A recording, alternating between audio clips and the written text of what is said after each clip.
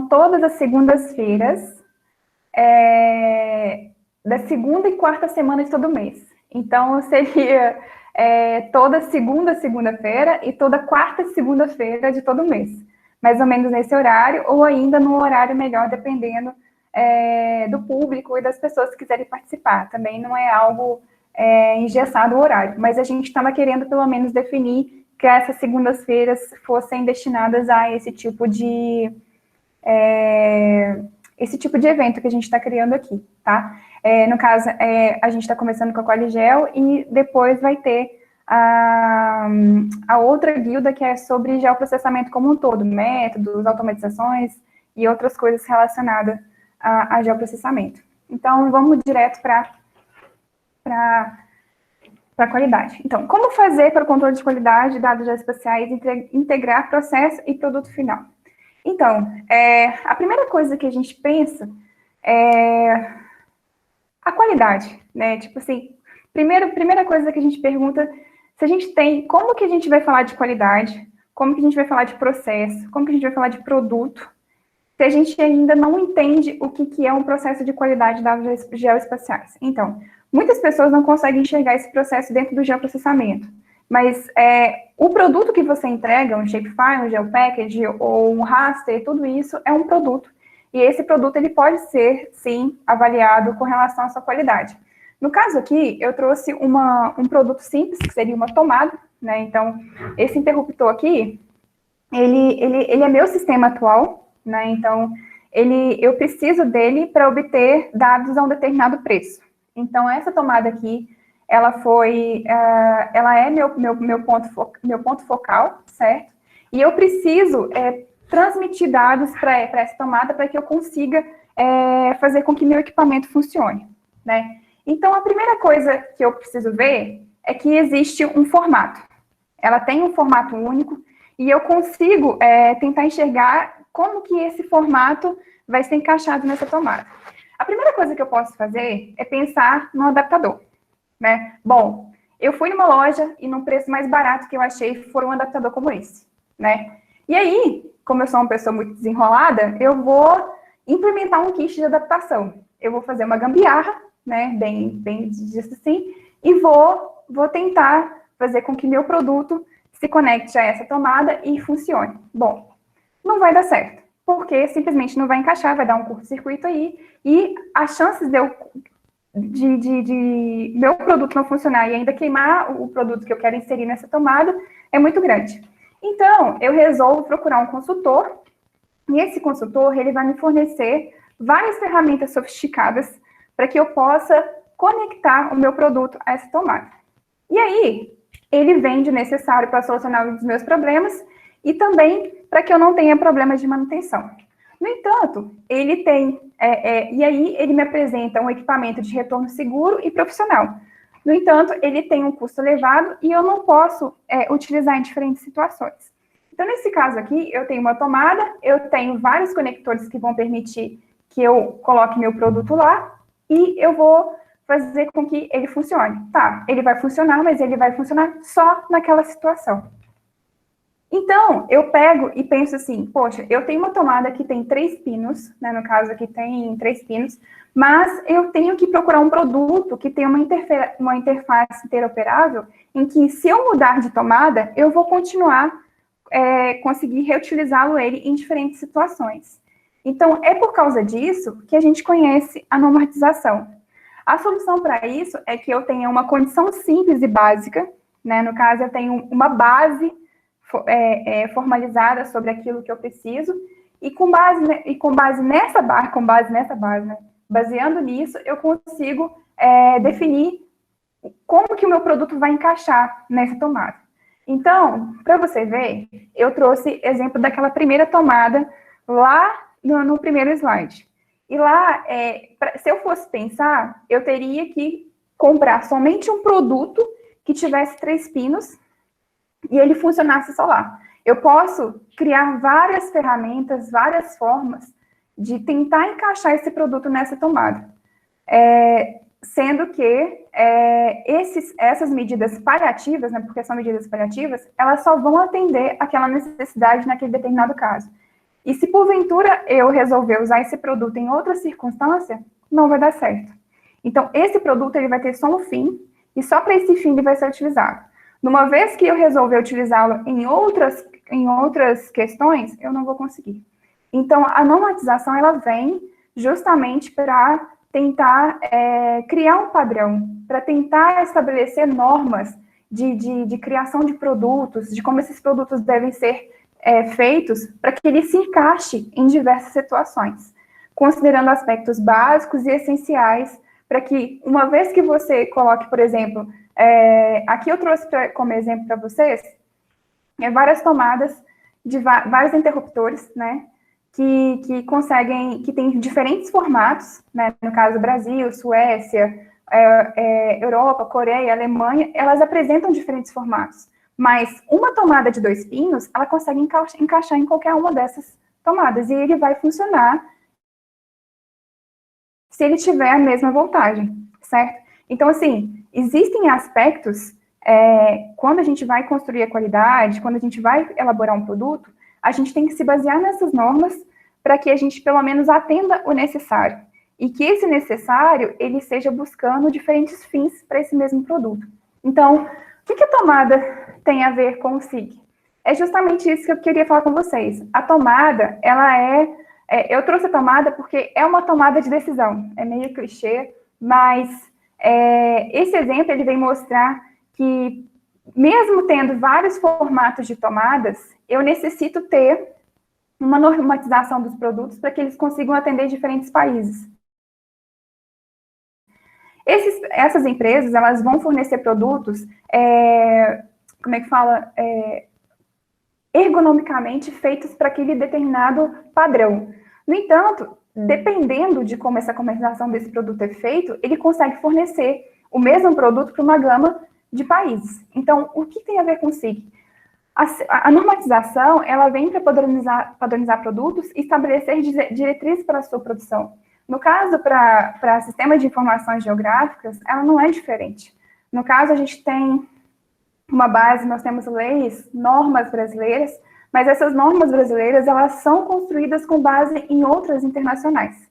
Então, assim, a gente vem falar que a normatização, por mais que sejam regras, sejam leis, e são questões chatas de lidar, né? Porque normalmente ISO, NBR, as normas do Exército, que também estabelece diretrizes para geoprocessamento, elas são chatas, elas são meticulosas, elas são detalhistas, mas elas são necessárias para que a gente produza produtos de SIG, e esses produtos de SIG sejam lidos em qualquer ambiente de geoprocessamento, seja um ArcGIS, um QGIS, ou qualquer programa que seja criado por qualquer empresa, tá? Então, essa normatização, quando a gente vem falar dentro do geoprocessamento, ela foi criada logo depois do primeiro movimento de cartografia, que foi na década de 60, e o Brasil ele estabeleceu um produto de conjunto de dados geoespaciais. E isso foi criado pelo Decreto-Lei 243 de 1967, e ali foi estabelecida uma política cartográfica nacional, e foi instituído o IBGE como um dos principais órgãos responsáveis pelas diretrizes de cartografia. Foi estabelecido o Exército Brasileiro como o principal criador das normas técnicas. Então, essa primeira lei, ela foi o marco legal, não o marco legal, foi o primeiro amparo legal que se teve para se criar um padrão de conjuntos de dados geoespaciais na década de 60. Logo depois, muito depois, né, na verdade, que foi mais ou menos foi pelo Decreto 666 de 2008, que estabeleceu a implantação da Infraestrutura Nacional de Dados Espaciais, em que a gente tem a parte do INDE, as formas de como se proceder com metadados, como que esses metadados devem ser preenchidos, como que esses dados devem ser fornecidos publicamente, qual que é o formato desses dados, qual que é a compatibilidade deles, como que eles devem ser lidos, como que eles devem ser expostos, quais escalas são apropriadas, e aí a gente começa a ver uma normatização mais criteriosa, no sentido de ter maior riqueza de informações e de como que isso deveriam ser disponibilizados pelas entidades e órgãos públicos federais, estaduais, distritais e municipais. Quando a gente pensa no SIG, a gente vê que existem leis, mas a nossa principal tarefa como analistas de geoprocessamento ou como responsáveis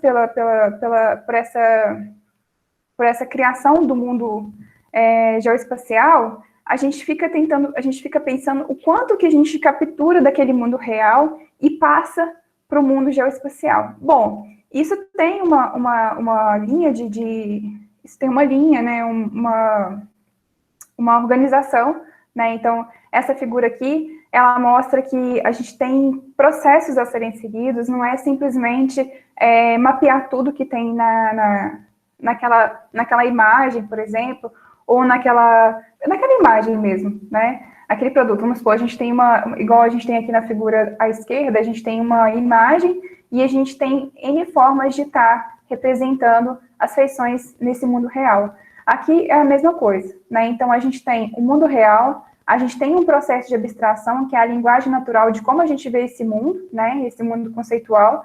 Essa abstração, ela vai ser passada para o mundo geoespacial. Uma vez que a gente estabelece que isso vai ser passado para o mundo geoespacial, existem várias coisas que devem ser contempladas. Como que vai ser esse modelo de dados? Como é que vai ser essa captura? Quais são os tipos de instâncias que a gente vai utilizar para poder analisar esse produto? Quais são as especificações desse produto? Tem uma escala? Não tem? Esse produto é gerado com base em qual insumo base? Numa imagem de resolução espacial de maior ou de melhor ou de pior resolução espacial?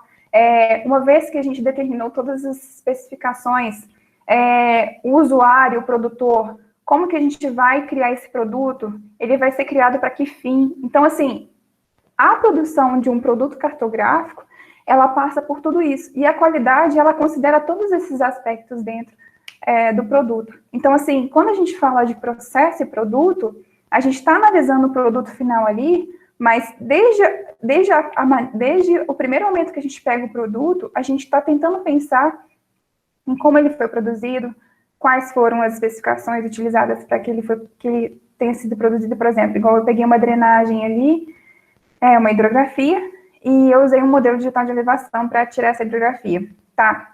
Qual que é a resolução desse MDE? Esse MDE, ele é próprio? Ele é tratado? Ele não é? Ele é um modelo digital hidrologicamente consistente? Tem todas essas questões. Então, a gente não pensa só naquilo que a gente está vendo na nossa tela como um produto, mas também tudo que está por trás dele, desde quando ele foi pensado para ser criado, né? E aí, quando a gente pensa nisso, a gente pensa que, poxa, a gente está criando esse produto para determinado cliente ou para determinado usuário. E ele está contratando a gente para a gente atender o objetivo que ele quer. Não, então, por exemplo, eu quero que você faça o mapeamento de uso e cobertura do solo de lavras. Beleza. Você quero. Mas você quer qual escala? Eu quero na escala de 1 para 10 mil. Tá. Na escala de 1 para 10 mil, você vai fornecer as imagens, você vai fornecer os insumos? Não vou fornecer. Vocês vão ter que ir atrás disso. Tá. Então, nós temos, então, imagens Planet, ou imagens RapidEye, ou imagens Cibers 4A, e para produzir isso, algumas são gratuitas, algumas não são, algumas... Então, tá. Então, tudo isso, essas questões que eu estou aqui colocando como exemplo, são questões que tanto a pessoa que está comprando o produto, quanto a pessoa que está do outro lado vendendo o produto tem que conhecer.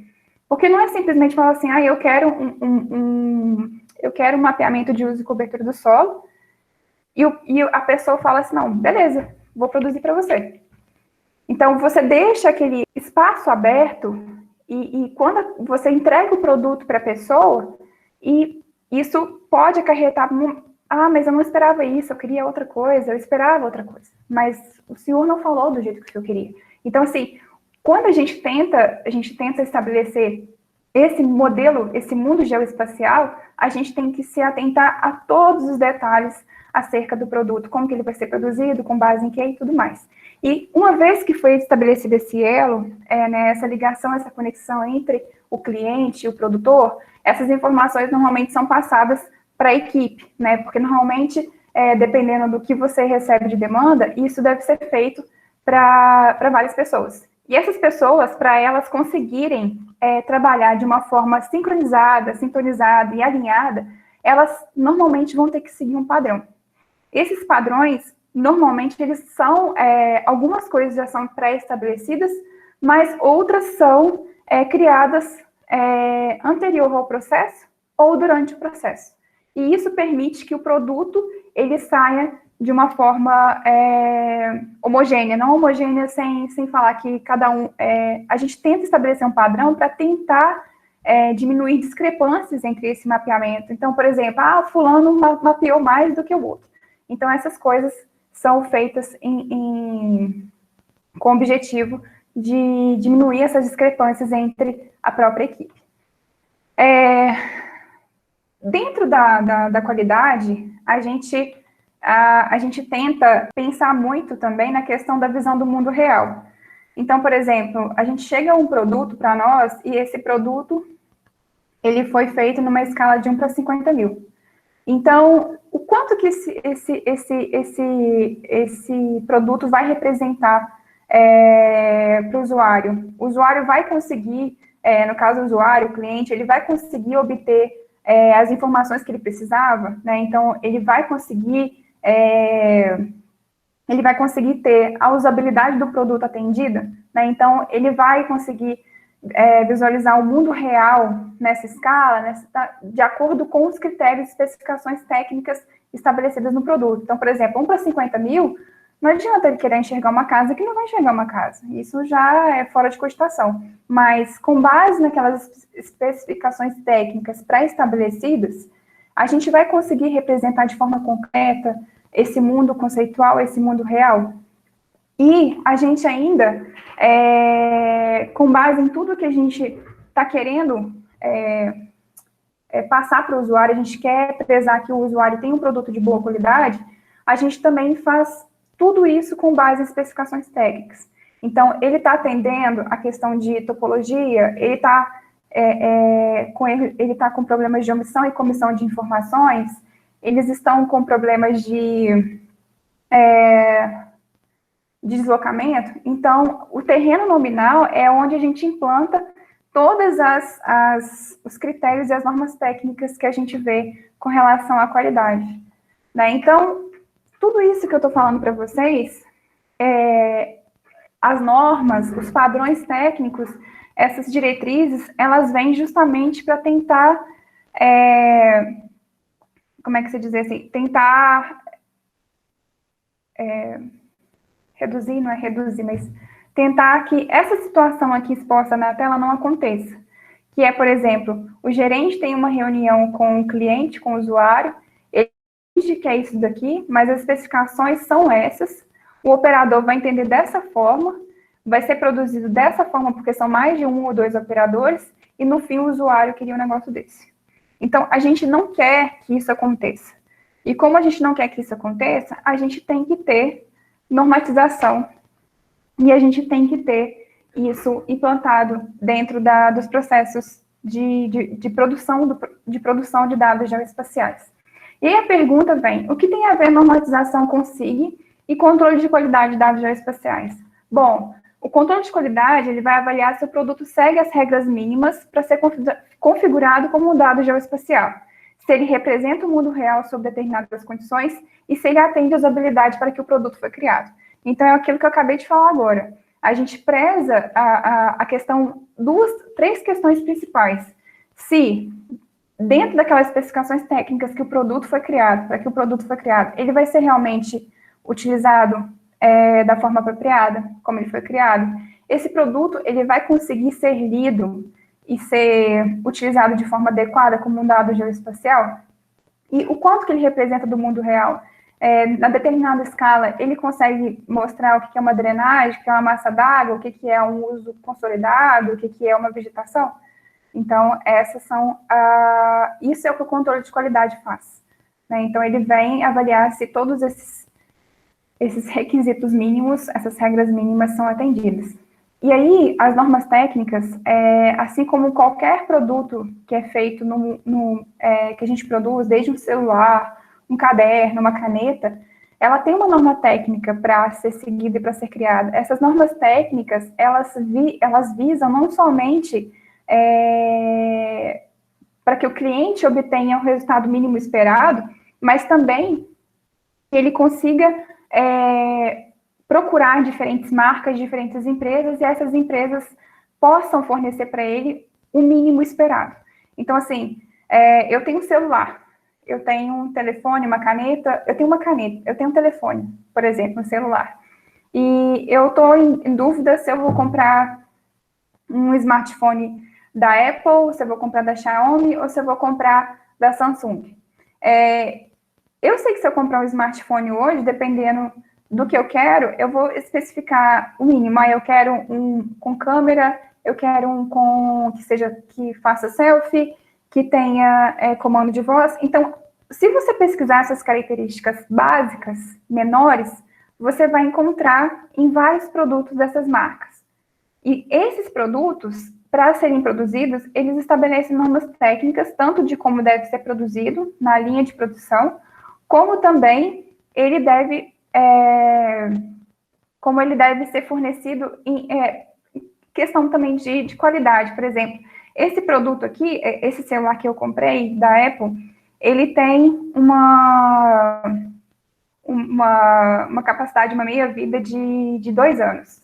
Né? Então, passou de 2 anos, eu já não posso esperar tanto que esse produto dure mais do que isso. Então, todas essas regras, essas normas, elas são estabelecidas para orientar quem está produzindo o produto, né? Então, eu tenho um celular, esse celular ele vai ser criado para determinado fim, então ele tem que ter isso, aquilo, X, Y, Z.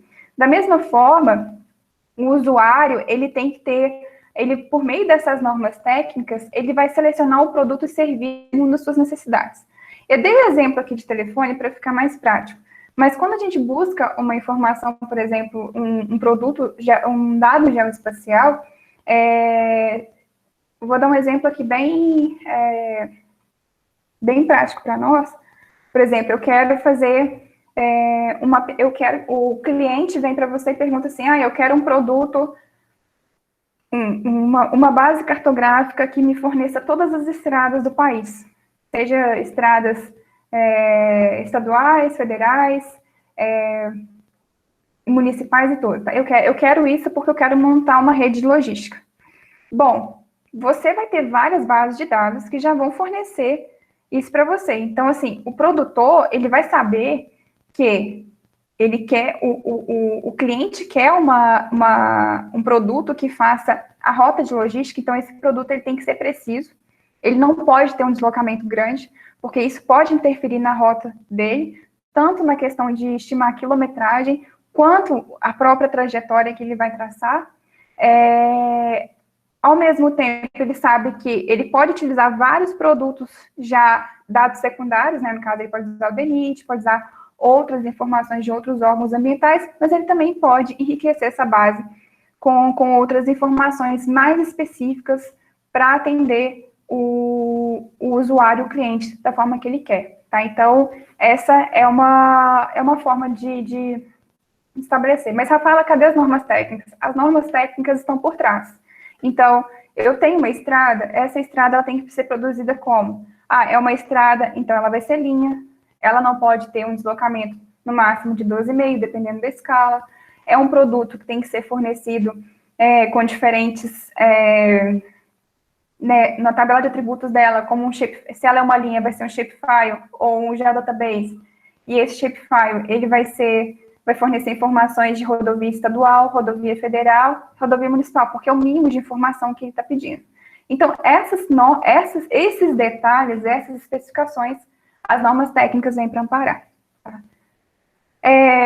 Com base nessas informações que eu falei, no exemplo que eu dei, a gente sabe que toda empresa, ela está buscando um selo de qualidade. né, o selo de qualidade normal fornecido para todas as empresas, seja da área de tecnologia da informação, geotecnologias ou não, é o ISO 9001. No caso nosso, aqui, é o ISO 19157 de 2013, e para dar metadados é o 19115. Então, a gente tem outras ISOs que nos fornecem a informação necessária para a gente estar construindo um sistema de qualidade de dados geoespaciais. Além dessas ISOs, a gente tem e todas essas normas de qualidade, elas são criadas com o propósito de satisfazer o cliente, no sentido de que nós temos, se a gente está no mercado e a gente está conseguindo vender, é porque a gente tem uma pessoa comprando o nosso produto. E se a pessoa está satisfeita, se o cliente está satisfeito, isso quer dizer que a gente vai conseguir se manter em longo prazo nesse mercado. Porque tem concorrência, tem N variáveis que faz a gente manter ou não, ou perdurar no mercado. Mas o que vai manter a gente em longo prazo são clientes satisfeitos. Então, manter uma clientela é o principal objetivo de um sistema de qualidade. Então, ele quer que você continue comprando nossos produtos e quer que a gente consiga captar novos clientes a partir desses bons produtos. E aí, para a gente saber se é um bom produto ou não, a gente tem outras normas que são utilizadas para isso.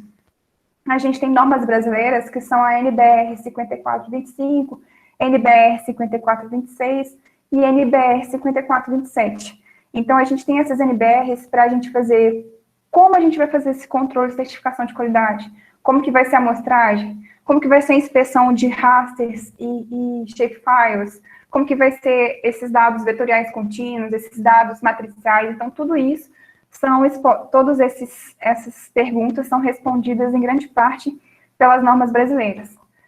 Como se não fosse bastante ainda, a gente tem as normas e padrões, especificações para mapeamento, que são criadas pelo Exército, né? E aí a gente tem várias normas de acordo com cada critério.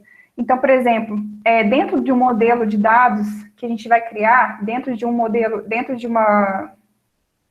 arquivo, eu vou providenciar um produto, um arquivo geográfico vetorial, e esse arquivo, ele tem que ter as estradas, e tem que ter discriminação se é estrada federal, estadual e municipal. Beleza, então eu vou utilizar a especificação técnica ET-EDGV, porque ali eu vou ter as respostas sobre consistência conceitual de domínio. Então eu vou saber como atribuir a essas classes estadual, federal e municipal, como que é o padrão utilizado dentro da tabela de atributos para eu estar criando essas classes.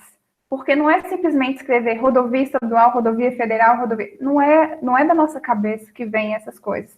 Até para você, como você escreve uma determinada classe, como você expõe uma determinada classe, existem regras.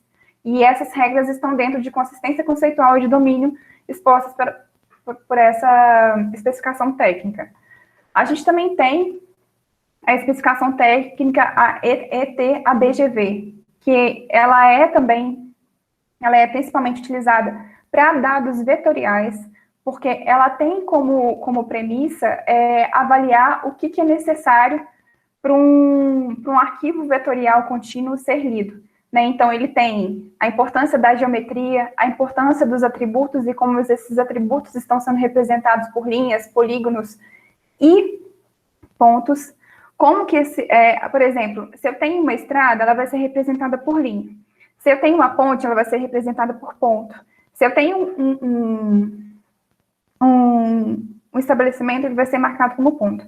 Então, cada tipo de infraestrutura, cada tipo de mudança que eu tenho nesse trecho rodoviário, ele muda a forma de como ela é representada. E essa forma como ela é representada, ela também, ela vai definir como que você vai criar esse shapefile, esse arquivo geográfico. Da mesma forma, como que você vai representá-lo ele no espaço.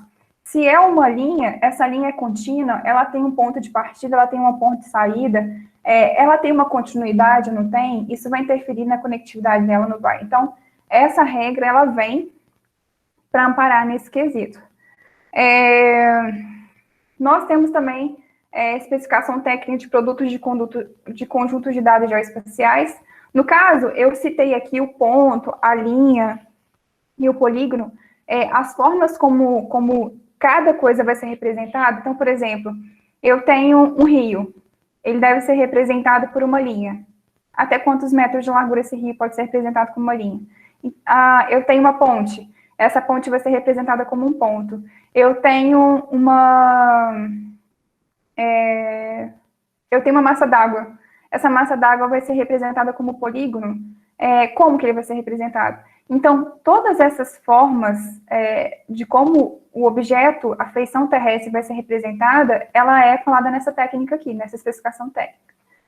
Por fim, a gente tem especificação técnica para o controle de qualidade dos produtos de conjuntos de dados geoespaciais, que é o ETCQDG, né? Um monte de sigla, né? A gente até se perde.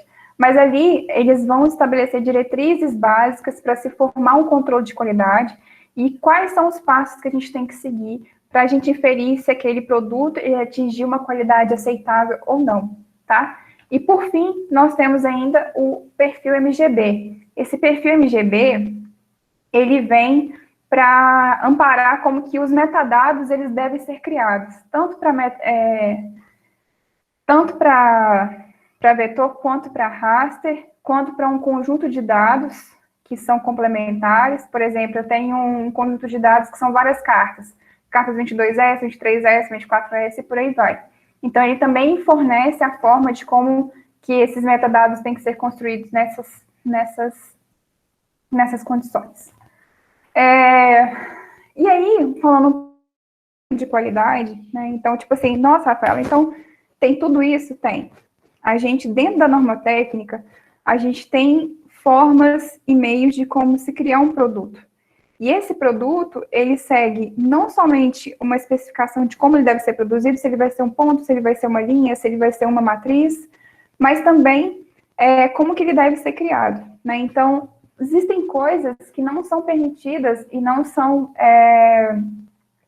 são aceitas num produto que é criado e é considerado com um determinado critério de qualidade aceitável. Dentre todas essas regras aqui, a única que não passa de jeito nenhum é a consistência de formato. Então, por exemplo, eu tenho um produto, ele foi criado, ele não consegue ser lido pelo ambiente SIG, ele já é descartado na hora. Não existe nem a possibilidade de prosseguir com os outros critérios de qualidade se a gente não consegue ler esse arquivo. Então, quando a gente avalia a consistência de formato, é o primeiro passo quando a gente avalia a qualidade, né? Então, a gente, tipo assim, não, a gente tem um produto aqui, ele é um GeoPackage, então ele tem que ser lido, pelo menos pelo QGIS, pelo ArcGIS, ou por um ambiente SIG que permita a leitura desse tipo de formato, né?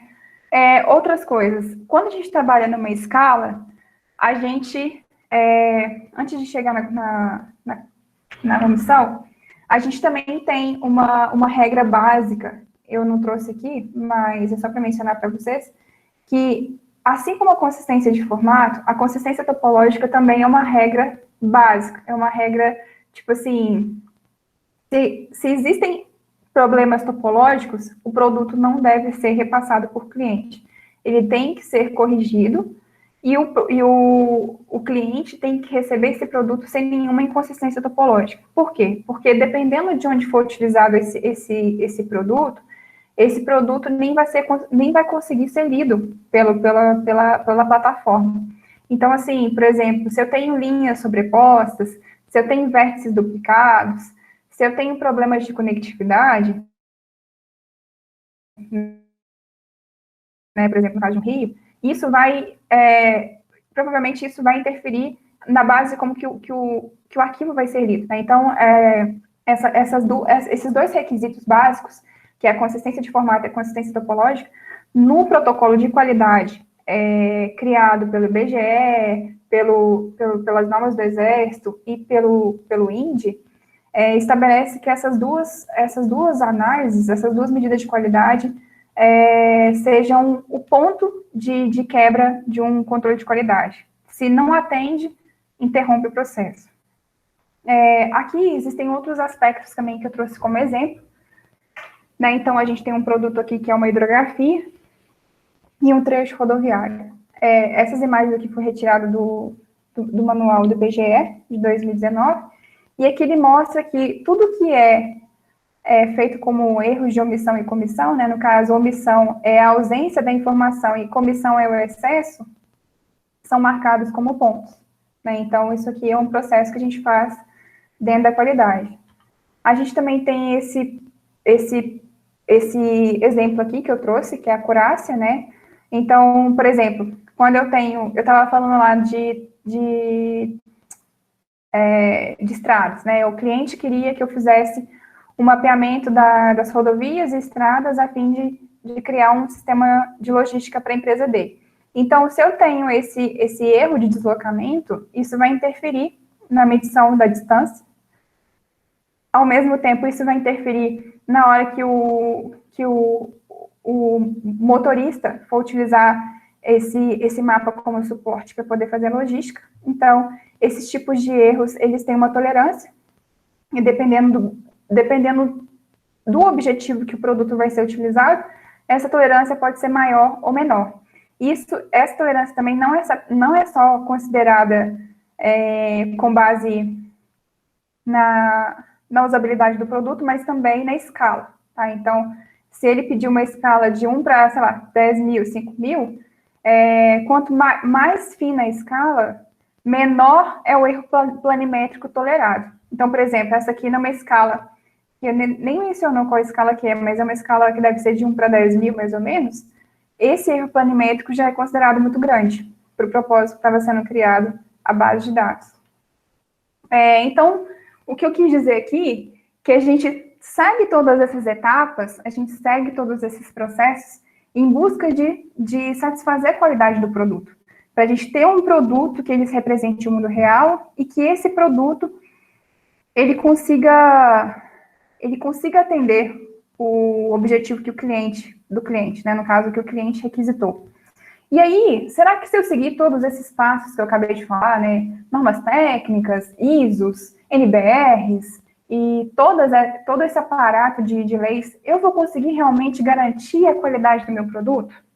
Será que vocês acham que efetuando somente o controle de qualidade do produto final, a gente vai garantir que esse produto ele seja de boa qualidade? Bom, essa é uma pergunta que depende. Depende por quê? Se a gente não tiver uma comunicação bem estabelecida entre a equipe eu falo dentro da empresa, desde o gerente até o operacional, a gente não vai conseguir produzir o produto que a gente precisa, porque desde a captação do cliente até a forma como ele é produzida, as especificações têm que ser vindas... porque isso aqui é tipo um telefone sem fio. Se a gente se a comunicação for mal feita desde o cliente, até o operacional vai ser pior. Sempre. Então, nós temos uma comunicação ali em que ficou faltando informação, as especificações técnicas não foram feitas de forma vaga e tal, isso também vai ser passado para o operacional de forma vaga. Então, o operacional ele vai operar da forma que o produtor pedir, mas ele vai pedir como? Nós vamos fazer desse jeito. E é assim que vai ser feito. Da mesma forma que a comunicação ela é essencial para que o produto seja produzido de boa qualidade, o conhecimento técnico acerca de como ele deve ser produzido também tem que ter. Porque não adianta você vir falar assim, não, eu vou produzir um dado geoespacial, você não sabe nem o que é um datum, você não sabe nem o que é uma projeção cartográfica, você não sabe nem o que é um arquivo vetorial. Você nem sabe que para representar um mapeamento, você tem que utilizar uma imagem assim ou assado. Então, o conhecimento técnico acerca do geoprocessamento e sensoriamento remoto é o básico para a gente se fazer um produto. E, junto a isso, somado a isso, nós temos que ter um conhecimento básico das normas para serem implementadas. Então, assim, não é simplesmente conhecer o que o geoprocessamento faz. O geoprocessamento ele já é guiado, ele é orientado, ele é criado com base em várias normas. tem noções básicas de cartografia por trás. As normas são até menos restritivas do que as regras de cartografia, elas são mais flexíveis. Então, assim, se a gente já tem um conhecimento de cartografia, por exemplo, um erro de deslocamento, um erro de representação, é no máximo de 0,2 milímetros, 0,002 milímetros no mapa, em determinada escala. Poxa, isso numa escala de 1 para 25 mil, é 5 metros a 10 metros. É muito menor esse erro tolerável do que um erro firmado pelo Padrão de Exatidão Cartográfico, PEC, que é implementado pela ET-EDGV e pela ISO 19157. Então, a gente tem... Rafaela, tem que conhecer toda a ISO, tem que conhecer todas as... Não, você não tem que conhecer. Mas você tem que saber que para determinada escala, para determinado produto que você está gerando, existem critérios mínimos para serem atendidos. Né? Então, por exemplo, eu estou trabalhando numa escala de 1 para 250 mil, eu sei que existe uma área mínima mapeável, existe um objeto mínimo mapeável, eu sei que eu tenho que ter um estudo base com uma resolução mínima básica para eu conseguir fazer o mapeamento. E esses conhecimentos técnicos, apesar de ter acontecido uma comunicação falha lá no início, o gerente pegou um produto, não veio com muita riqueza de especificações técnicas, mas nós, como operacional, a gente pode criar um material bom. A gente pode, porque nós temos uma equipe multidisciplinar, a gente tem um conhecimento, uma expertise vinda de outros empregos, de outros trabalhos, de outras experiências, que podem enriquecer aquele produto, mesmo que ele não tenha vindo com uma especificação técnica detalhada, sabe? Então, por exemplo, eu vou gerar um mapeamento. Tá, nós temos uma Sentinel? Temos. Quais são as classes? São 10 classes. Beleza. O que é apicum salgado? O que é mangue? Poxa, eu não sei o que é isso. A gente não sabe. Então vamos trocar figurinha. Vamos procurar produtos que já foram gerados com essas classes. Vamos procurar livros e materiais do IBGE e de outras fontes que já utilizaram interpretação de imagens de mangue e de apicum. Vamos pegar informações da região que já foi feita no passado. Nós estamos fazendo um mapeamento de 2021, mas foi um mapeamento feito em 2010 que considerou essas classes. Olha quais são as classes. Então, assim, nós temos o poder de melhorar o produto no processo ainda, mesmo que essas especificações técnicas tenham sido feitas de forma generalista, né? Então, a gente tem como o operacional tem esse poder. Ele tem um poder durante o processo de geração do produto, ele tem o poder de construir um produto bom, né? Então, o conhecimento técnico, ele é importante também nesse aspecto. E a outra questão é a busca pela melhoria contínua. Cada produto que a gente vai gerando, a gente vai enxergando dificuldades, problemas, erros. Então, a gente consegue enxergar durante esse processo diferentes coisas que a gente gostaria de ter consertado. Então, por exemplo, eu gerei o produto de estradas. Poxa, se eu fosse gerar hoje um produto novo, eu teria feito outra coisa diferente. Eu teria criado tal coisa, eu teria utilizado tal base para poder melhorar. Eu poderia ter acrescentado uma coluna de tabela de atributos, colocado pavimentado e não pavimentado, porque eu tinha essa informação e eu não utilizei. Isso é um adicional para o cliente ia gostar dessa informação. Então, assim, essas coisas que vão acontecendo ao longo da nossa carreira como analistas e tal, vai possibilitando que a gente vá melhorando cada produto que a gente vai gerando ao longo do tempo, com experiências prévias, né? Então, assim, a busca pela melhoria contínua, ela é essencial para a gente conseguir melhorar cada vez mais a qualidade do produto final. Então, com base em tudo isso que eu falei, como fazer o controle de dados geoespaciais, integrar o processo e produto final? Então, eu deixo essa pergunta com vocês, eu já falei demais. Não existe uma receita de bolo, não existe uma norma técnica para falar assim, olha, você tem que fazer esse passo, não tem. Mas tem como a gente tentar melhorar isso dentro da organização e entre organizações.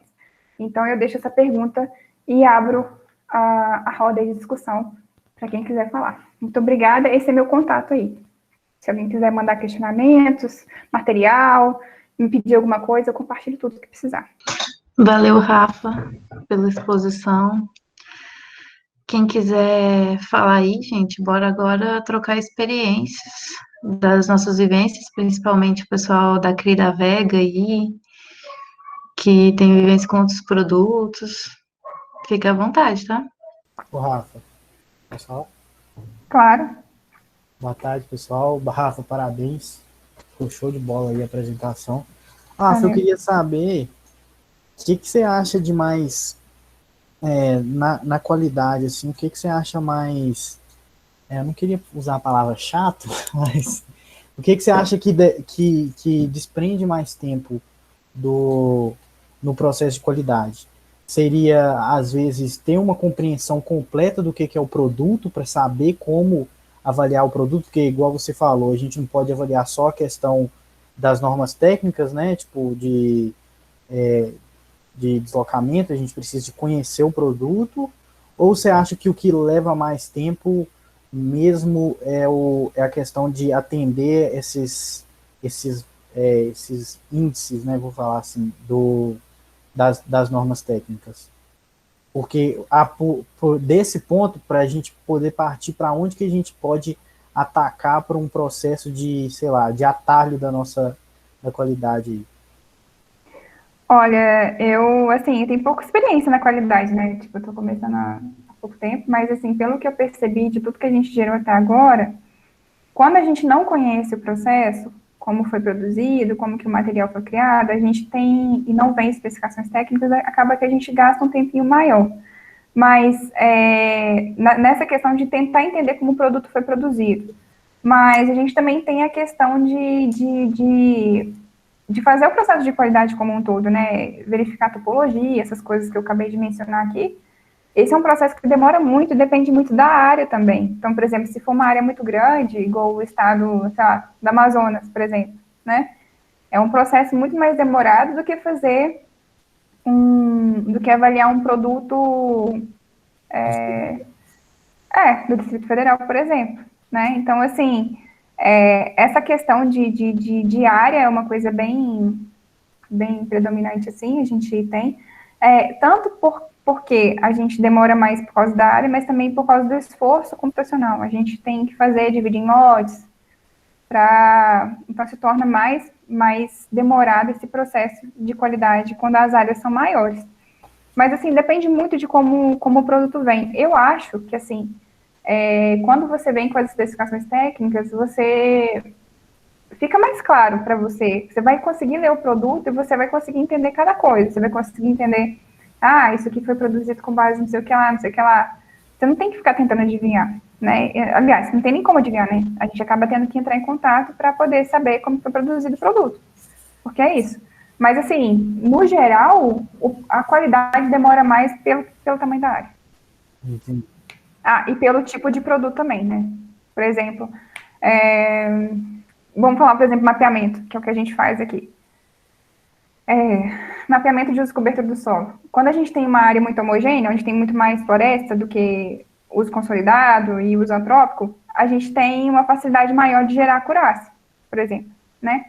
Quando a gente faz uma paisagem muito mais heterogênea, por exemplo, o Rio de Janeiro, né? O Rio de Janeiro é uma área muito menor do que o Amapá, não é muito menor, não, mentira. Uma área muito menor do que o Pará, por exemplo, mas tem uma área muito heterogênea. Então, isso gera um número de amostras muito maior. Então, acaba sendo mais custoso do que uma área grande. Então, quando a gente avalia mapeamento de uso e cobertura do solo, a heterogeneidade da paisagem é que vai definir o quanto que eu vou demorar ou não, por exemplo. Entendi. Top. Dessa etapa aí de, por exemplo, de amostra, já é automático já? Pelo menos? Você Não. já consegue utilizar um processo automatizado? Tem como você fazer as amostras pelo plugin, gerar as amostras já gera o número de amostras. Tem como você fazer o cálculo na mão também, porque a fórmula é simples. Ou tem como você utilizar... Tem diferentes formas de você fazer. Tá, mas gerar a amostra, vocês estão gerando como? Com algum código do Python, com algum plugin? Não, plugin do QGIS. Tá, simple. É, isso. Mais alguma pergunta? Ei, gente, boa tarde. Rafael, gostei muito. Eu que estou aprendendo um pouco sobre essa questão de qualidade, trouxe muito esclarecimento. Eu queria saber se teria tipo alguma sequência para poder estabelecer esse controle de qualidade, por exemplo, de uma hidrografia, algo assim, se tem passos a serem seguidos. Tem sim, Rafaela. Inclusive, a gente criou o nosso aqui com base nesse material, que é o manual do IBGE. Ele tem 2 manuais. Ele tem um manual teórico. Sim, eu já vi eles. E tem os procedimentos técnicos, né? Aí os procedimentos técnicos, no final desse manual de procedimentos técnicos, tem passo a passo de como você fazer. E aí, tipo assim, tem cada item, como medir acurácia, como medir erros de comissão e omissão, tem tudo, assim. Mas, assim, a gente também criou a gente criou ainda não, né? A gente tem um aqui, que a gente fez meio na gambiarra, né? A gente foi criando o protocolo, fazendo o protocolo e foi criando uma apresentação. A gente foi criando uma apresentação de tipo PowerPoint mesmo, igual eu mostrei aqui, com o passo a passo das análises que a gente vai fazendo. Eu ainda estou padronizando porque, dependendo da área que a gente pega, a área é muito grande, alguns plugins que foram recomendados pelo IBGE, eles não rodam. Aí seja por... Eles dão erro. Isso, seja porque é a versão do QGIS, né? Igual, por exemplo, aqui, eu tenho 3 versões instaladas de QGIS diferentes no meu computador, porque para cada um deles, um plugin diferente não roda, né? Então, a gente vai adaptando. E aí, por exemplo, a gente tentou rodar a topologia e a gente estava tendo problema com a topologia por causa que o arquivo era muito grande. E aí... Ela não roda, ela fica dando erro de validação. Isso, aí dá um crash, ou simplesmente o QGIS fecha, o seu computador trava, né? Isso. Aí a gente tem utilizado o ArcGIS Pro. O ArcGIS Pro, a gente pegou as regras de topologia das normas técnicas do Serviço Florestal Brasileiro, e aí a gente criou as regras lá, e a gente pega essas regras, acrescenta na topologia e faz por lá, porque lá está rodando. Inclusive, o ArcGIS Pro, ele é muito mais leve nesse sentido, assim. Então... O processamento dele é mais rápido também, né? É bem mais rápido. A desvantagem é que ele não vai corrigir automaticamente, mas aí tem uma biblioteca dentro do QGIS, que agora eu tenho que pegar o nome aqui, que eu esqueci, que ela pega esse output do ArcGIS e por ele corrige. Aí tem tutorial, tem essas coisas todas. Assim, se você quiser, eu te passo esse material sem problema nenhum. Eu passei para a Vega um desses materiais. Bacana. A gente pode conversar. A biblioteca chama LWGOM. Aí você instala essa biblioteca e aí você consegue fazer já a correção topológica de algumas coisas. Por exemplo, vértices duplicados, pseudonós, erros de conectividade, infelizmente, não corrige. Não dá, né? Geometria duplicada, por exemplo, linha duplicada uma sobre a outra, ele não corrigiu ainda. Mas tem uns processos que a gente segue aqui, que a gente foi testando, né, porque a gente também está tratando vários dados, que foi dando certo. E aqueles que a gente foi vendo que era uma cadeia de processos, alguns têm script e alguns têm model builder. Foi que a gente criou o model builder para detectar também. Então, tá, mas aí você pode entrar em contato comigo que eu te passo as informações. Ah, não, beleza, agradeço. Obrigada. De nada. Rafa, não sei se você tá vendo o chat aí, o Igor mandou a mensagem dele pelo chat. Deixa eu ver aqui. Ele perguntou se a origem das fontes de dados, IBGE, por exemplo, facilita ou diminui o espaço para a busca pela qualidade da sua entrega/produto, ou se independente da origem, é necessário passar por essas etapas, por essas várias etapas. Então, por exemplo, vamos supor que eu peguei um dado do IBGE, ou da ANA, de hidrografia, e a hidrografia gerada é para 1 para 250 mil. Ela não vai conseguir ser utilizada como suporte para eu gerar uma hidrografia de 1 para 25 mil, por exemplo. Então, tipo assim, nesse caso que eu estou te dando aqui, é um caso bem discrepante, em que tem uma base de dados para aquela área, e eu não vou conseguir utilizar ela como suporte, porque a drenagem vai estar completamente grosseira, por causa da escala que ela foi utilizada, né, 10 vezes maior do que a que eu preciso mapear. Mas eu posso utilizar uma base do IBGE ou de qualquer outra fonte como suporte, por exemplo, para fazer mapeamento. Vamos supor que eu estou em dúvida em áreas de mangue, né? E aí eu tenho uma área de mangue que foi gerada em 1 para 100 mil, e aí eu não sei se aquela área ali é uma vegetação nativa ou se ela é uma área de mangue e tal. Eu coloco o shapefile, eu já vou ter uma noção onde está localizada aquela área, como que está a textura daquela imagem, a rugosidade, aspectos da própria imagem que facilita a interpretação dessa imagem. Novamente, eu não estou utilizando a base como suporte. Novamente, não estou utilizando a base, essa base do IBGE, como, dizer assim, eu vou utilizá-la para o mapeamento, vou pegar o polígono do mangue e vou utilizar ele como verdade. Não, eu só estou tirando dúvida, tá?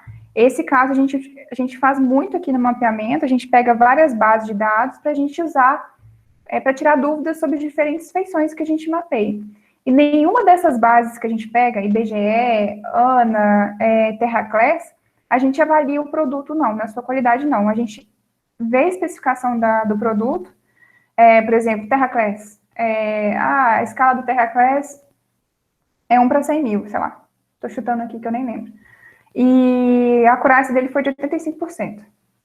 Então, a gente sabe que é um produto que foi utilizado na escala de 1 para 100 mil, utilizou Landsat, 30 metros, e ele tem determinadas classes. Então, ele vai ser utilizado para aquilo ali. Mas nenhum dado secundário passa pela escala de avaliação de qualidade. O único que passa pela qualidade é o produto final que a gente gera ou que a gente recebe. Eu respondi a pergunta? Valeu, Igor. Obrigada. Bom, valeu demais. Só interrompendo um pouquinho a discussão, antes de eu trazer um ponto polêmico para a nossa discussão, eu queria falar para o pessoal que está aqui, galera que é da TI e das outras empresas, que esses momentos de guildas para a gente integrar também as nossas equipes, os assuntos em comum. Talvez hoje a gente não esteja com um assunto tão integrado assim, mas o nosso objetivo é que nos próximos encontros eles aconteçam, que a gente consiga se conversar, né? Recentemente, a equipe GEL e a equipe de TI, com o apoio do Igor aí e do Ian, desenvolvedor, eles tiveram, assim, uma troca bem massa, né? Foi bastante positivo, principalmente para a gente aqui, que estava com os trabalhos manuais meio custosinhos. Então, vocês fiquem à vontade para trazer as pautas de vocês, a gente fazer encontros e trocar experiências, beleza? Oi, gente, eu sou da Vega, Nayara. Legal, Paula, obrigada pela oportunidade, né, por nos envolver. Eu também estou novata na Vega, daqui a pouco eu vou completar um mês, então tá tudo sendo novidade, mas super positivo. Parabéns, Rafa, pela apresentação. Obrigada. E justamente essa integração que é o que eu acho que vai atingir, vai ficar ainda mais perto da qualidade que a gente almeja, né? Essa conversa aí que a gente tiver, essa ideia da guilda super positiva. Muito obrigada, Ayara. Valeu pela iniciativa. Também agradeço a sua presença aqui. Agradeço a presença da CRIA e da Vega aqui, porque eu acho que esse diálogo que a gente pode ter entre as empresas vai fazer com que a gente chegue o mais próximo possível do que cada uma está buscando e tal. A gente também abre o canal aqui para vocês exporem o que vocês quiserem, tá? Então, se vocês quiserem trazer algum problema, trazer alguma informação que vocês acham que deva ser debatida aqui na guia, vocês ficam à vontade, meu e-mail está aí, tá? A gente também tem outras formas de comunicação. Então, assim, não é só a gente que traz material, não. Vocês também podem trazer exposições de vocês, trazer qualquer coisa que vocês acharem que seja válido aqui, é bem-vindo. Outra coisa que eu queria comentar sobre a UTI, né? A gente fica...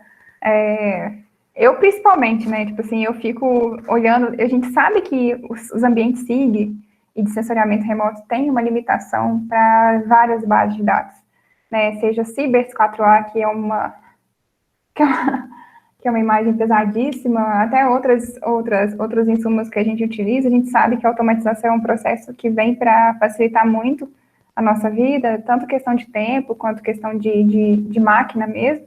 E, poxa, eu conversando com o pessoal do TI aquela vez, eu falei, poxa, a gente tem que trocar mais ideia, porque tem muita coisa que dá para a gente fazer que facilita muito a nossa vida.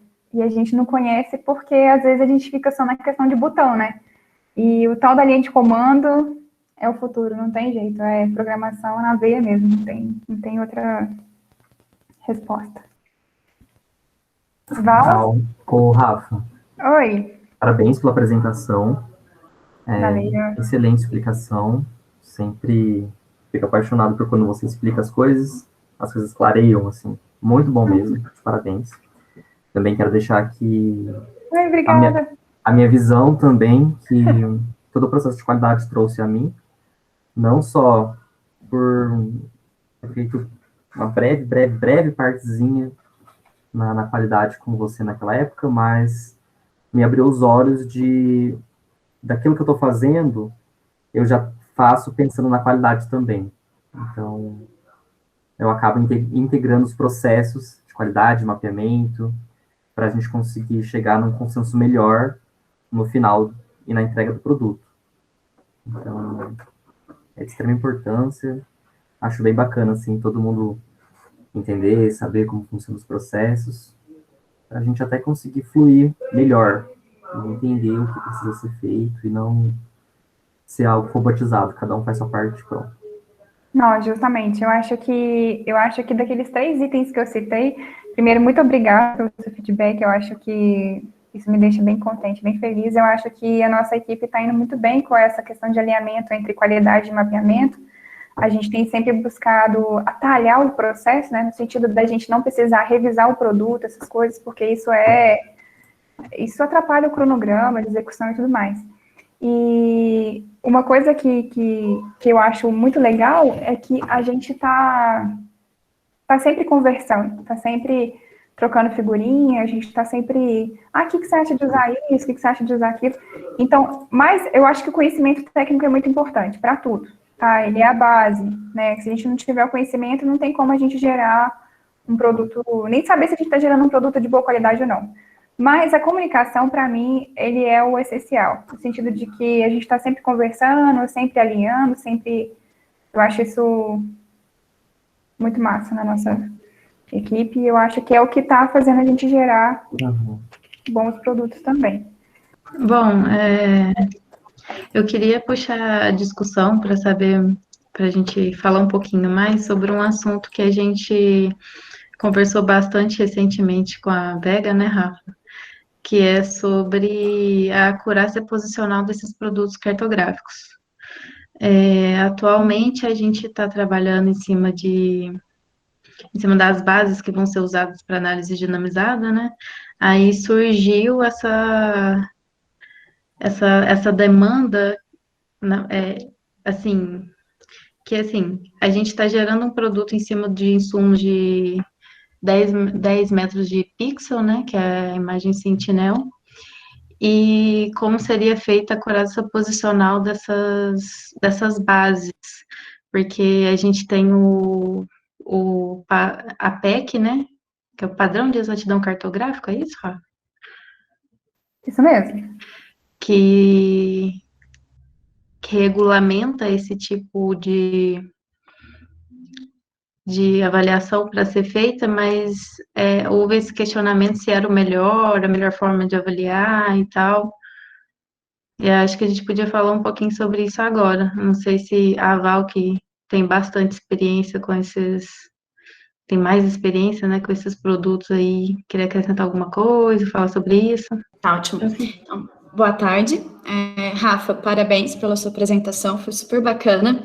Eu acho que é o nosso segundo encontro que eu estou aqui, né, mas eu só queria agradecer a Paulinha por ter me convidado também para vir. Acho que faz um pouco mais de um ano que eu estou mais distante, né, das atuações técnicas em si com o GEL, mas achei super legal, super explicativa, foi muito bacana, até brinquei com a Paulinha no WhatsApp, falei que orgulho, eles estão usando todas as especificações para construir esse modelo de qualidade, é o mesmo que a Rafa Delgado, que está aqui com a gente, que veio representando a equipe técnica da CRIA, também está construindo, né, Rafa, dentro do, e aí são as duas charás, dentro da equipe CRIA, eu acho que vai ser muito legal essa interação, porque agora, né, a CRIA está entrando em outras atuações técnicas de produtos, e, né, com outros clientes, não só como um fornecedor, né, das entregas para a agência Zeta, então acho que vai ser muito construtiva, né, vai ser muito legal todas essas reuniões e encontros de vocês.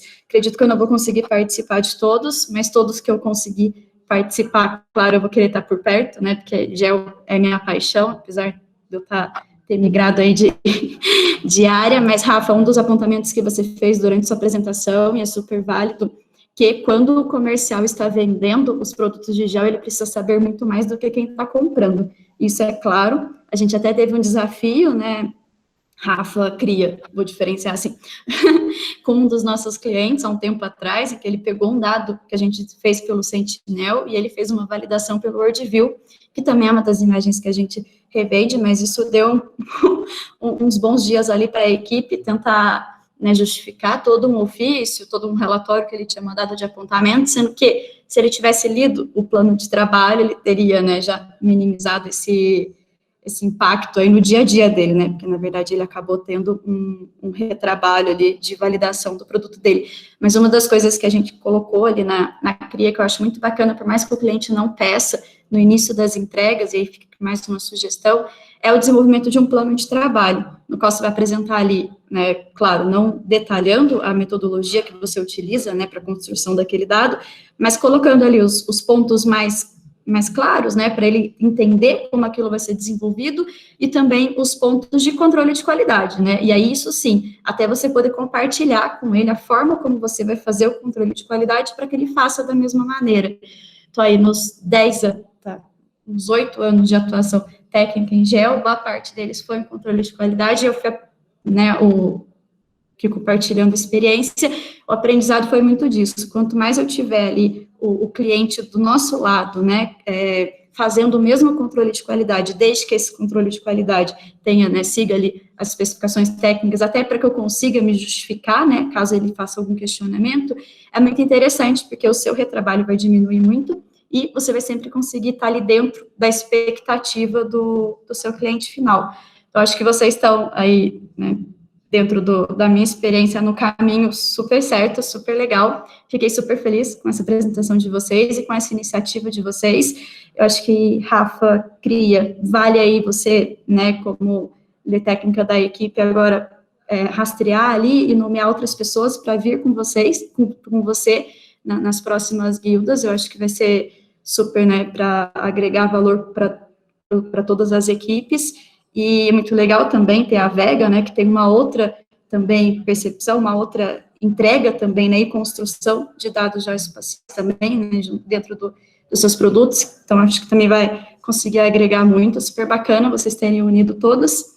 E, Paulinha, eu vou deixar realmente para o pessoal que já está, né, atualmente vivendo aí com a parte técnica para falar disso, mas, assim, se a gente quer que um dado, né, bem resumido, atenda a PEC, a gente precisa minimamente que o insumo oficial atenda também, né, qualquer que seja essa PEC.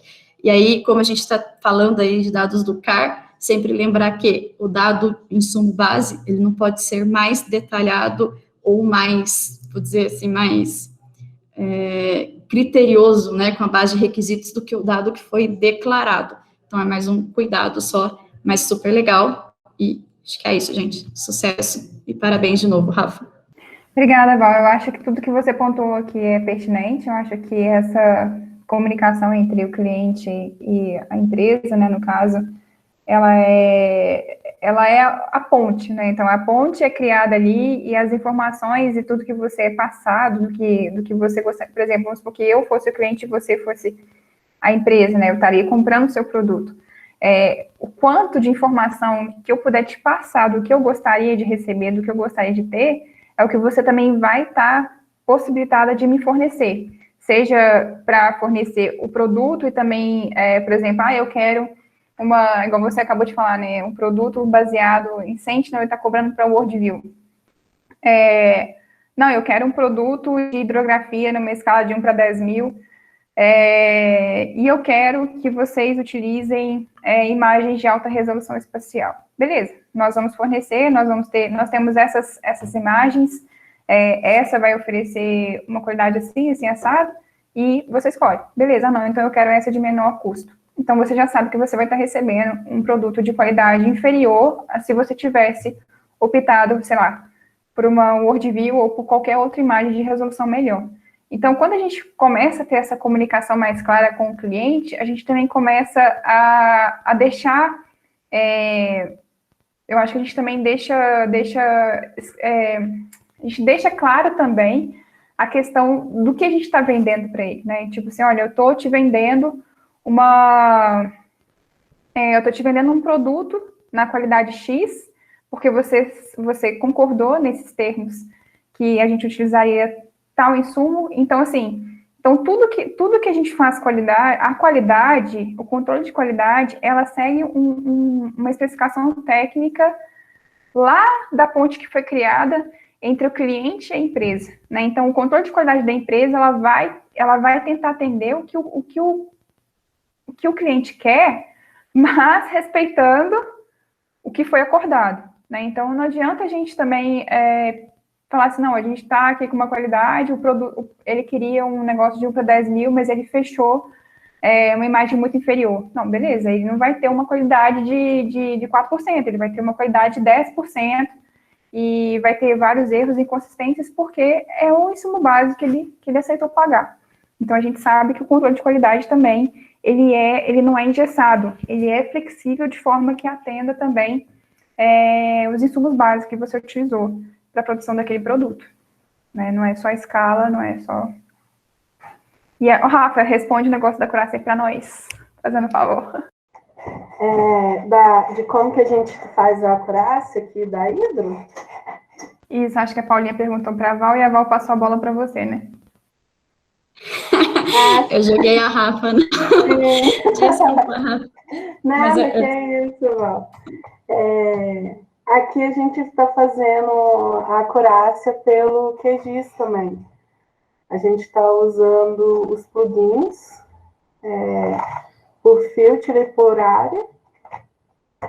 E a gente vai conferindo essas acurácias por essas amostras que gera nesse plugin. Aí a gente bate o número das amostras com as porcentagens que tem no manual do IBGE. E se tiver dentro do limite de erro, passa, senão a gente volta e faz as correções necessárias. Mas vocês têm, tipo assim, você falou que mede e vê se bateu os 4%, 10%, dependendo do que vocês escolheram aí. Vocês chegam a calcular o erro quadrático médio, essas coisas assim, ou não? Vocês simplesmente fazem a média e vê se atendeu o número percentual de amostras? Pode falar. Pode falar, Val.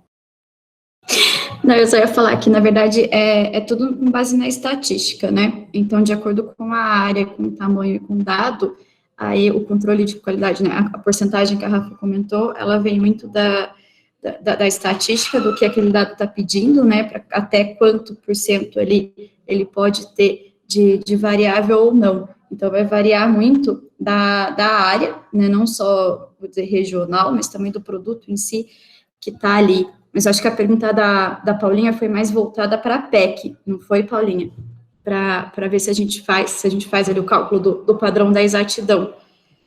A gente faz isso nos produtos da CRIA quando eles são pedidos, solicitados pelo cliente, né? Quando não é solicitado pelo cliente, não é feito um controle de qualidade, fazendo nem ali, né, a equidistância, seja ela quando a gente está ali em altimétrico ou planimétrico, mas quando é solicitado, sim. A gente fez uma base de relevo, né, de curvas de nível, e aí esse controle de qualidade teve que rodar, e aí ele rodou meio boa parte dele automático, né, seguindo alguns scripts que o João desenvolveu, né, dentro da equipe, que Rafa, eu acho que é uma pessoa importante para participar dessas guildas, que ele tem muito a acrescentar, e anota também para você me lembrar, que é um menino do desenvolvimento da GT, que ele trabalha só com Esri, e aí é muito bacana também ele participar, porque ele pode trazer ali soluções, script já, né, tipo, em Python, para acelerar um pouco alguma das atividades, que é o que ele tem feito muito com o pessoal do Pará. Então, essas duas pessoas que eu lembrei aqui agora, quando a gente falava, são legais estarem nesse próximo encontro. Mas, Rafa, agora Rafa Guimarães, vou pelo sobrenome. Praticamente a gente faz de acordo com o que vem de solicitação do cliente. Se não vem solicitação do cliente de atendimento de PEC, a gente não inclui isso no controle de qualidade, porque a gente entende que se o insumo oficial dele, né, ele viu ali, pediu, porque o Word viu, e a Word viu, ela atende ali, né, a PEC A. E aí a gente vai fazer o insumo baseado numa interpretação visual daquilo, então, teoricamente, o insumo dela já vai seguir. Mas se o cliente pede para que os dados vetoriais sejam, né, tenham controle de qualidade, seja repassado para ele, aí sim a gente constrói, né, o controle de qualidade e faz as medidas, né, e aí dentro Desculpa, gente, a Siri tá querendo participar com vocês. E aí a gente faz, né, vê o erro padrão, que é aceitável dentro da escala, né, e da carta ali que a gente está desenvolvendo. Mas isso varia muito, como você mesmo comentou, né, o controle de qualidade, ele é dinâmico, né, então ele vai variar e vai ser construído, boa parte dele, de acordo com a solicitação ali do produto que vai ser entregue. Então, para esse caso, a gente vai trabalhar muito de acordo com o que vem na solicitação de demanda. E aí a gente sempre tenta deixar bem claro como vai ser feita essa validação e essa análise no documento de plano de trabalho mesmo. Beleza, Val, obrigada. Paulinha, respondeu? Sim, claro. Alguém tem mais alguma questão? Se não, eu acho que Rafa tem mais alguma coisa para falar? Não, mas eu aproveito a oportunidade da guilda para reforçar o meu contato aí. Então, assim, o que você precisar, Rafa, Delgado, o que você precisar, Nayara, nós estamos aí à disposição para compartilhar material, para tirar dúvida, para mandar o que vocês precisarem de qualidade, tá? Para a gente poder estar tirando, porque igual vocês falaram, quanto mais próximo a gente tiver de conhecimento sobre o processo de qualidade que a gente está aplicando em ambas as empresas, mais fácil, mais próxima vai ser a conversa, no sentido assim, a gente vai estar falando a mesma língua, né? Então, acaba que isso ajuda bastante, né? Não estou falando que vocês têm que implantar o que a gente usa aqui, não, mas o quanto mais as empresas conseguem conversar o mesmo assunto e, às vezes, integrar os procedimentos de qualidade, mais fácil a gente vai estar trocando ideia e mais fácil a gente vai estar alinhando os objetivos aí, tanto da Zeta quanto da CRIA e da Vega. E são mais cabeças pensando, né, gente? Aí a gente consegue aprimorar de todos os lados. Isso, eu acho isso muito massa. E só rapidinho, Paulo. E se vocês acharem que é válido um alinhamento mais prático, gente, a gente também está aberto. É só a gente alinhar direitinho as nossas agendas. E é só falar com a gente. Ah, legal, obrigada, meninas. Eu já anotei o nome aqui para não esquecer. Logo procuro vocês pra gente trocando figurinha aí. Show de bola. Se alguém tiver mais alguma colocação. Se não, eu acho que a gente pode encerrar nosso primeiro encontro por aqui. Ó, gente, então, brigadão pela presença de vocês aqui. Deixo aí, então, o meu canal aberto aí para vocês tirarem dúvida. Eu deixei meu e-mail da empresa, mas também eu não sou... a Qualigel não sou eu, tá? Sou eu e mais 2 analistas, né? O Caio e o Leandro. Nós fazemos parte da squad da Qualigel. E qualquer coisa também que vocês precisarem sanar, essas pessoas também são contatos que vocês podem estar conversando, tá? Qualquer coisa que vocês precisarem, tanto para alinhar, quanto para fornecer material, quanto troca de ideia, ajustes, a gente está à disposição.